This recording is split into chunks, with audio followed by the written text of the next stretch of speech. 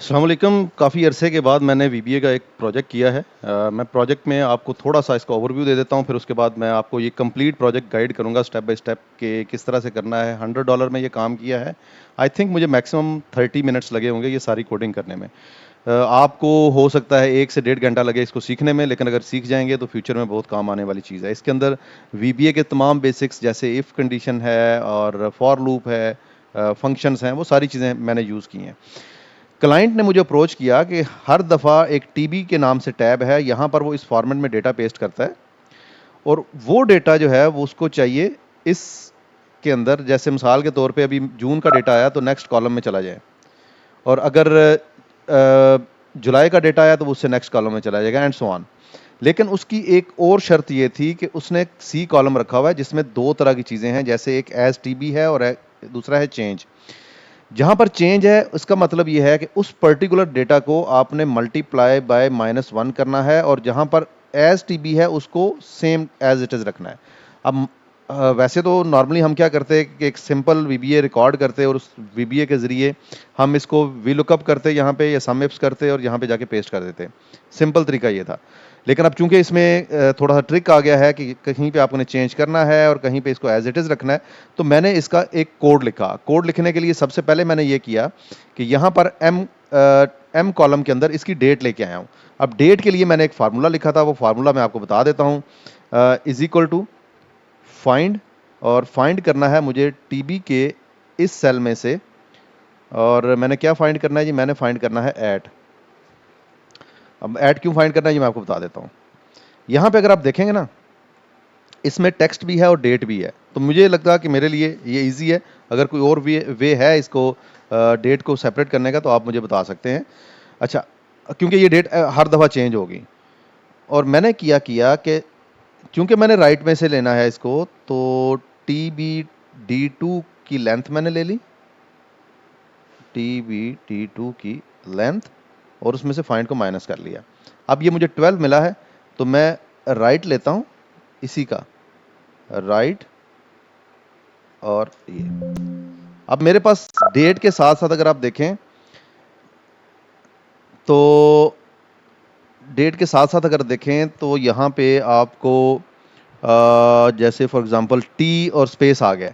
इसका मतलब ये है कि मुझे इसमें से -2 करना होगा, तब जाके मेरी डेट कंप्लीट आएगी। अब ये डेट तो मैं ले आया हूँ, लेकिन ये डेट फॉर्मेट में नहीं है। तो डेट फॉर्मेट में लाने के लिए नेक्स्ट सेल में मैंने क्या किया कि यहाँ पे लिखा एक डेट का फंक्शन, डेट, और ईयर के लिए मैंने राइट का फंक्शन यूज़ कर लिया (4) के साथ, और मंथ के लिए मैंने मिड का फंक्शन यूज़ कर लिया 4,2 4,2, और डे के लिए मैंने लेफ़्ट का फंक्शन यूज़ कर लिया लेफ़्ट, और M2,2। तो मेरे पर ये पास अभी जो डेट आई है ना, ये डेट फॉर्मेट में आ गई है। यहाँ से जाके मैं इसका फॉर्मेट चेंज कर लेता हूँ शॉर्ट डेट में। अब ये डेट के एक्चुअल फॉर्मेट में आ गया। तो ये है जी वो सेल जिसकी बेस के ऊपर ये सारा काम मैं करने जा रहा हूँ। इसके अलावा एक अदद बटन बना लेते हैं यहाँ पे, जिसके ज़रिए हम अपना मैक्रो जो है वो टेस्ट करेंगे, रन करेंगे और टेस्ट करेंगे। यहाँ पे हम ये बटन बनाते हैं। इस बटन के ऊपर मैंने एडिट टेक्स्ट किया और रन मैक्रो कर दिया। इसकी अलाइनमेंट थोड़ी सी सेट कर लेते हैं और इसका साइज़ बड़ा कर लेते हैं और इसको बोल्ड कर लेते हैं। अभी इसके साथ कोई मैक्रो असाइन नहीं है, ये सिंपल एक वो है। अब आपने करना है जी Alt F11। जब आप Alt F11 करेंगे तो आपके पास ये विंडो ओपन हो जाएगी, मैक्रो की विंडो या विजुअल बेसिक एडिटर आ जाएगा। अब क्या करना है आपने कि इंसर्ट में जाना है और एक मॉड्यूल ऐड कर लेना है। अब ये मॉड्यूल है, इस मॉड्यूल को कोई भी आप नाम दे सकते हैं। जैसे फॉर एग्जांपल मैं यहाँ पे इसको नाम दे देता हूँ, अपने नाम से कर लेता हूँ। तो मैं लिखूँगा जी सब आबिद मकसूद और ओपनिंग एंड क्लोजिंग ब्रेंथेस, और उसके बाद एंड सब आ जाएगा। ये एक कोड है जो कि जहाँ से आप कोडिंग स्टार्ट कर रहे हैं। अब इसको मैंने एक्सेल में वापस जाता हूँ और एक्सेल में जाके इसको मैं असाइन कर देता हूँ बटन के साथ। राइट क्लिक करें, असाइन मैक्रो और आबिद मकसूद। कुछ भी नहीं करेगा। अगर आप रन भी करेंगे तो उसका कोई एक्टिविटी नहीं है। उसकी रीज़न ये है कि हमारा जो कोड विंडो है उसमें कुछ भी लिखा हुआ नहीं है। इस टाइम पे वो बिल्कुल ब्लैंक है। अब इसमें हम कोड लिखना शुरू करते हैं। सबसे पहले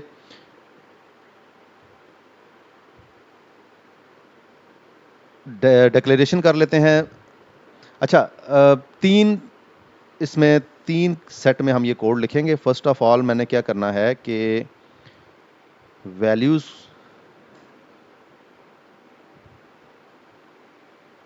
update the formula to change values in TB. अब मैं कोड यहाँ पे कॉपी पेस्ट करूँगा ताकि वीडियो ज़्यादा लेंथी ना हो जाए, लेकिन आप वीडियो को पॉज करके इस कोड को कॉप लिख सकते हैं। मैं आपके साथ शेयर नहीं करूँगा। उसकी रीज़न ये है, अगर मैंने ये शेयर कर दिया तो फिर आप इसको राइट नहीं करेंगे, और राइट ना किया तो फिर उसका कोई फ़ायदा नहीं है। पहली चीज़ तो आपके आगे ये। अब यहाँ पे फर्स्ट सेल और लास्ट सेल को एज अ इंटीजर किया है। मैंने फर्स्ट सेल नंबर 6 से लिया है और लास्ट सेल 400 से लिया है। उसके बाद मैंने रेंज ली है, रेंज फ्रॉम टीबी, और फर्स्ट सेल से लेके लास्ट सेल तक। ये देखें, सी कॉलम मैंने ले लिया फर्स्ट से लास्ट सेल तक। फिर मैंने फॉर लूप लगाया है यहाँ पे। फॉर लूप किस लिए लगाया मैंने कि रेंज में जो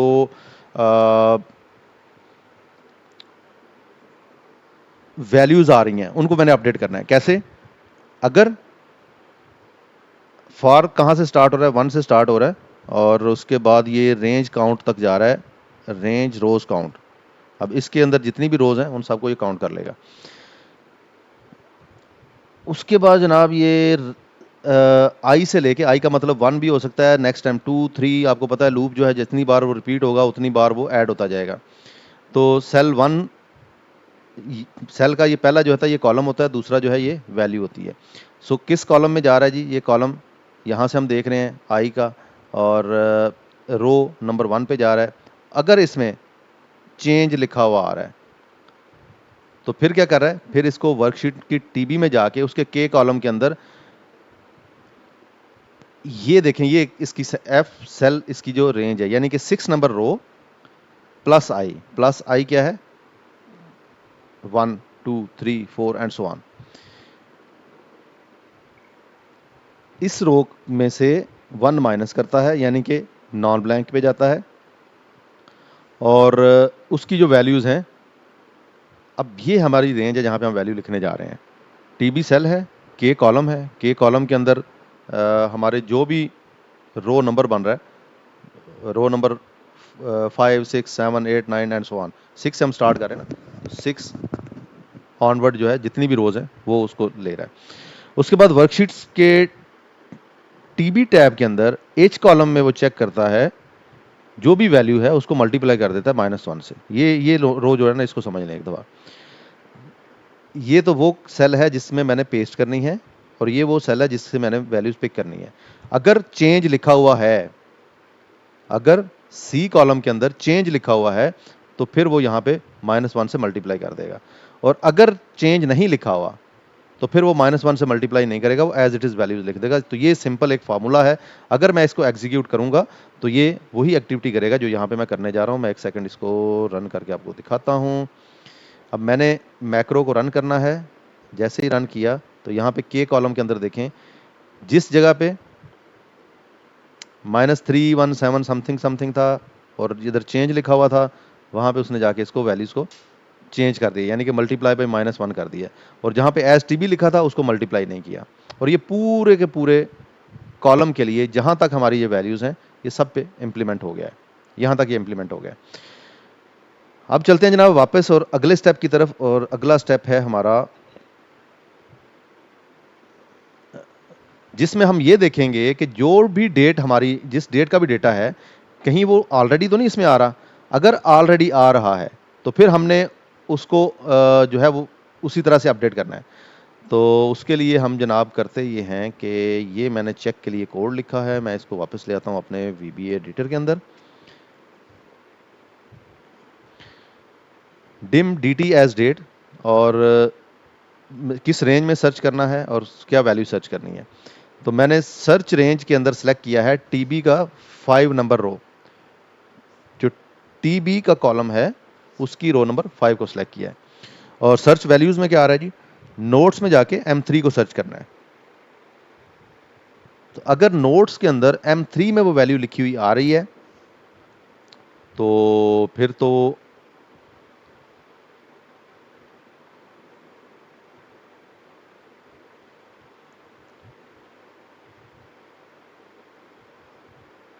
अगर नोट्स के M3 की वैल्यू वर्कशीट के M3 इंपोर्ट फॉर्मेट के M3 की वैल्यू में कहीं पे जाके मैच हो जाती है। ये देखिए रो नंबर 5 यहाँ पे मैंने लिखी है और ये सेट वर्कशीट टारगेट जो है वो मैंने इंपोर्ट फॉर्मेट रखा है। अगर इसके लास्ट सेल, पहले ये सिर्फ लास्ट सेल में जाके देखेगा, अगर लास्ट सेल के अंदर लिखी हुई वैल्यू सेम है जो कि हमारे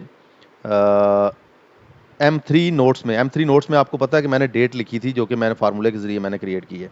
अगर वो सेम है तो उसके बाद वो एग्जीक्यूट करेगा हमारा अगला जो कोड है। वो कोड मैं यहाँ पे आपके लिए ले आता हूँ, उसको आप पॉज करें, पॉज करने के बाद आप उसको एक दफ़ा कोड को राइट कर लें। अब इफ़ लास्ट सेल, अब लास्ट सेल में ये देखें ये है, यानी कि इंपोर्ट फॉर्मेट के अंदर जो आखिरी सेल है रो नंबर 5 में उसकी वैल्यू को देखो और dt के अंदर जो वैल्यू लिखी है, dt के अंदर क्या वैल्यू है जी, dt के अंदर वैल्यू है ये वाली सर्च वैल्यू, ये M3 में जो वैल्यू लिखी थी वो, और जो लास्ट सेल है इंपोर्ट फॉर्मेट का, उनको मैं ज़रा आपको थोड़ा सा समझाता हूँ वापस जाके अपनी एक्सेल के ऊपर। अब ये कर क्या रहा है, ये इंपोर्ट फॉर्मेट में जाता है और यहाँ से इसके लास्ट सेल में चला जाता है। लास्ट सेल के अंदर लिखी हुई वैल्यू को कंपेयर करता है इस वैल्यू के साथ। अगर ये सेम है तब ये कोड एग्जीक्यूट होगा, क्योंकि यहाँ पे हमने इफ फंक्शन यूज किया हुआ है। उसके बाद कुछ डिक्लेरेशंस हैं वर्कबुक के लिए और बाकी चीज़ों के लिए। ए सेल जो है ये मैंने डिक्लेयर किया है, मुझे लास्ट कॉलम चाहिए, लास्ट सेल का जो कॉलम है वो चाहिए। तो लास्ट सेल हम ऑलरेडी ऊपर जो है वो ले चुके हैं, उसका मुझे ये है लास्ट सेल हमारा, ये वाला, ये हम ऑलरेडी ले चुके हैं जिसमें वैल्यूज़ हैं। अब उसके अंदर उसका जो कॉलम नंबर है, कॉलम नंबर इसका 16 बन रहा है। वैसे मैं आपको बता देता हूँ, अगर आप इसको एग्जीक्यूट करना चाहें तो यहाँ पर मैंने ये एग्जीक्यूट करके भी देखा था, बाद में मैंने इसको कमेंट कर दिया है। ये देखें, ये वाला कोड आप रन करके देख सकते हैं। अगर ये लास्ट सेल के अंदर वैल्यू और ये दोनों मैच करती हैं तो फिर ये क्या करेगा, फिर ये यहाँ से कोड को एग्जीक्यूट करना शुरू कर देगा। क्या एग्जीक्यूट करेगा, सबसे पहले तो ये रेंज देखेगा सी कॉलम के अंदर आई 7 से स्टार्ट हो रहा है, यानी कि C7 से ऑनवर्ड C314 तक ये काम करेगा। और क्या काम करेगा, वहाँ पर जाके एक फार्मूला लिखेगा। अब ये ऊपर सारी डिक्लेरेशन है, फार्मूला यहाँ पे है। फार्मूला क्या है जी, सम इफ्स का फंक्शन है और सम रेंज में मैं क्या ले रहा हूँ, के कॉलम को, और उसके बाद ये क्राइटेरिया रेंज है, क्राइटेरिया रेंज में मैं ले रहा हूँ टीबी का डी कॉलम, और ये क्राइटेरिया है जो इसमें क्राइटेरिया रेंज 1 लिखा हुआ है, यानी कि C7 के अंदर जो कुछ लिखा हुआ है उसकी बेस के ऊपर टीबी का के कॉलम के अंदर सम इफ्स लगा दो। ये सम इफ्स का फार्मूला लिखेगा। उसके बाद यहाँ पर WS import format dot cells है आई कॉलम में, और अब इसके अंदर जाके वो फार्मूला कॉपी कर देगा। यहां तक तो सिंपल फार्मूला आ रहा है। उसके बाद खत्म हो गया, यहाँ पे फॉर लूप हमारी खत्म हो गई है। बस इसने इतना किया कि एक सम इफ्स लिखा और उसको पूरे कॉलम के अंदर जाके पेस्ट कर दिया। उसके बाद मैंने क्या किया जी, मैंने वो जो सेल, वो कॉलम जो था, जो मेरे पास कॉलम नंबर 16 आया या 17 आया, उसको मैंने कॉपी किया, वहीं पे जाके उसको पेस्ट एज वैल्यूज कर दिया है। और उसके बाद application cut copy mode false का मतलब ये है कि अब इसका जो कॉपी है वो ख़त्म हो गया है। ठीक है, यहाँ तक तो हो गया हमारा कोड कि अगर हमने हमारे पास ऑलरेडी डेटा था उसको दोबारा से पेस्ट करना पड़ गया, यानी कि डेटा था, एग्जीक्यूट हो चुका था, हमें फिर एग्जीक्यूट कर दिया। अब आते हैं दूसरी पार्ट की तरफ। दूसरा पार्ट है एल्स का। अब दूसरे पार्ट में आते हैं और यहाँ पे हम करते हैं एल्स। अब यहाँ से एल्स स्टार्ट होता है। अगेन ए सेल में हमने लास्ट कॉलम की वैल्यू ले ली और बी के नाम से एक नया वेरिएबल बनाया। यहाँ पे मैंने डिक्लेरेशन नहीं की, वैसे ही लिख दिया ए सेल डॉट 1 +1। अच्छा, मैंने क्या किया कि वर्क अगेन नोट्स में से जो कुछ M3 में था वो कॉपी किया और उसको मैंने पेस्ट कर दिया है रो नंबर 5 के कॉलम में। रो नंबर 5 का जो इंपोर्ट फॉर्मेट है, ये मैं आपको दिखाता हूँ। रो नंबर 5 का इंपोर्ट फॉर्मेट ये कॉलम है। अब इसने क्या करना है, यहाँ पे इसको मैचिंग वैल्यू नहीं मिली तो ये नेक्स्ट कॉलम में चला जाएगा। +1 का मतलब ये था कि उससे अगले कॉलम में चले जाओ। अगर आपने 16 नंबर सर्च किया था तो अब 17 में जाके लिखना है। तो यहाँ पे जाके वो मंथ का नाम लिख देगा, जो भी डेट है वो लिख देगा। अच्छा, जब वो डेट लिख देगा ना तो उसमें एक प्रॉब्लम आएगी। आपकी डेट लिखी जाएगी नॉर्मल डेट फॉर्मेट में, जबकि यहाँ पर लिखी हुई है ये मंथ के फॉर्मेट में, यानी कि month month month that year year. तो ये एक फॉर्मेट है जो कि यहाँ पे किया गया कस्टमर फॉर्मेट है। इसको हम कैसे करते हैं ये भी मैं आपको बता देता हूँ। और यहाँ पर जाके ये फॉल्स हो गया। साथ ही मैंने फॉर्मेट भी कॉपी कर लिया है इंपोर्ट फॉर्मेट के पिछले सेल से, यानी कि ए सेल जो कि प्रीवियस मंथ था उसको कॉपी किया और उसका यहाँ पर मैं पेस्ट वैल्यूज़ कर रहा था और यहाँ पे मैं पेस्ट फॉर्मेट्स कर रहा हूँ। सिर्फ फॉर्मेट पेंट हो रहा है, पेस्ट हो रहा है यहाँ पे। उसके बाद इसको भी मैंने कट कॉपी पेस्ट का जो मोड था उसको मैंने फॉल्स कर दिया। अब चलते हैं आगे कि जब, अच्छा ये सिर्फ टेस्ट के लिए था, इसको आप रिमूव भी कर सकते हैं और अगर टेस्ट करना चाहें तो इसको ये कॉमा हटा के आप टेस्ट भी कर सकते हैं। करेगा क्या कि जो वैल्यू ए सेल की आ रही है वो आपको पेस्ट करके दिखा देगा नोट्स वाले G4 कॉलम के अंदर, G4 सेल के अंदर। उसके बाद फिर ये डिक्लेरेशन, थोड़ी सी असाइनमेंट्स हैं, जैसे दिस वर्कबुक को मैंने कुछ असाइन किया और इसी तरह से मैंने इंपोर्ट फॉर्मेट में जो वर्कशीट है उसको असाइन किया। फिर मैंने दूसरी वर्कशीट, ये 2 वर्कशीट मैंने यहाँ पे असाइन की हैं। Again for loop, same for loop है, सिर्फ और सिर्फ पहली फॉर लूप पे, और इसमें फ़र्क ये है कि जहाँ जहाँ पे ए सेल मैंने यूज़ किया था उसमें मैंने एक ऐड कर दी है। यानी कि पहले क्या कर रहा था, वो जो लास्ट कॉलम उसने सर्च किया था उसमें वैल्यूज़ को कॉपी पेस्ट कर रहा था या लुकअप कर रहा था, अब वो उससे नेक्स्ट कॉलम के अंदर लुकअप कर रहा है। वही सारी चीज़ें हैं यहाँ पर भी देखें, फार्मूला उसी तरह से लिखा गया, उस फार्मूला को हमने अब नेक्स्ट कॉलम के अंदर जाके पेस्ट कर दिया है। पेस्ट करने के बाद कॉपी किया सेम सेल को और उसको हमने वैल्यूज़ के तौर पे पेस्ट कर दिया और उसके बाद सिलेक्शन को फॉल्स कर दिया। और यहाँ पर अगेन हम टीबी सेल में गए और उसका जो के कॉलम हमने स्टार्ट में, आपको याद होगा कि हमने के कॉलम जो है वो क्रिएट किया था। यहाँ पे ये के कॉलम हमने क्या किया था कि इसमें कुछ वैल्यूज़ को सेव किया था। कहीं पे हम मल्टीप्लाई बाय -1 कर रहे थे और कहीं पे विदाउट मल्टीप्लाई कर रहे थे। चूंकि वहाँ पे वैल्यूज़ आ गई हैं तो मैंने इसको दोबारा से ब्लैंक कर दिया। अगर आप इसको टेस्ट करना चाहें विदाउट ब्लैंक तो पहले आप इसको इस तरह से कर लें, कमेंट कर लें। और अब मैं ज़रा आपको ये एग्जीक्यूट करके दिखाता हूँ। अब ये देखिएगा कि मैं वापस जाऊँगा नोट्स में और इसको रन कर दूँगा। जैसे ही मैंने रन किया, यहाँ पे उस पूरा कॉलम सेलेक्ट हो गया। इसका मतलब ये है कि अब इसने यहाँ पे वैल्यूज़ ले भी आया, कॉपी पेस्ट भी किया। और टीबी के अंदर अगर जाएँ तो ये के कॉलम के अंदर वैल्यूज़ अभी भी आ रही हैं, ये उसने मल्टीप्लाई किया है। अब मैं जाता हूँ वापस और मैं जाके उसको अनकमेंट कर देता हूँ और मैं जब दोबारा इस कोड को रन करूँगा नोट्स में से जाके, अगेन जब मैं इसको रन करूँगा तो अब के कॉलम को वो ब्लैंक कर देगा। के कॉलम में कोई वैल्यूज़ नहीं है, वो उसने क्लीन कर दी हैं और जो भी सारी वैल्यूज़ थी यहाँ पे हैं। अब इसकी एक और टेस्टिंग करनी है हमने। टेस्टिंग ये करनी है कि लेट्स से मैं कहता हूँ कि ये 30th ऑफ जून है, हम इसका 6 मंथ ले लेते हैं। अब जब मैं इसको एग्जीक्यूट करूँगा तो ये मुझे क्यू कॉलम के अंदर ये सारी वैल्यूज़ शो करेगा। मैंने यहाँ पे इसको किया रन और इंपोर्ट में गया तो यहाँ पे जून भी लिखा हुआ आ गया, उसका फॉर्मेट भी चेंज हो गया और ये सारी की सारी वैल्यूज़ तो वही हैं, इसलिए ये मैचिंग करेंगी पी कॉलम के साथ, लेकिन ये सारी वैल्यूज़ वहाँ से कॉपी करके उसने यहाँ पे लाके पेस्ट करनी है।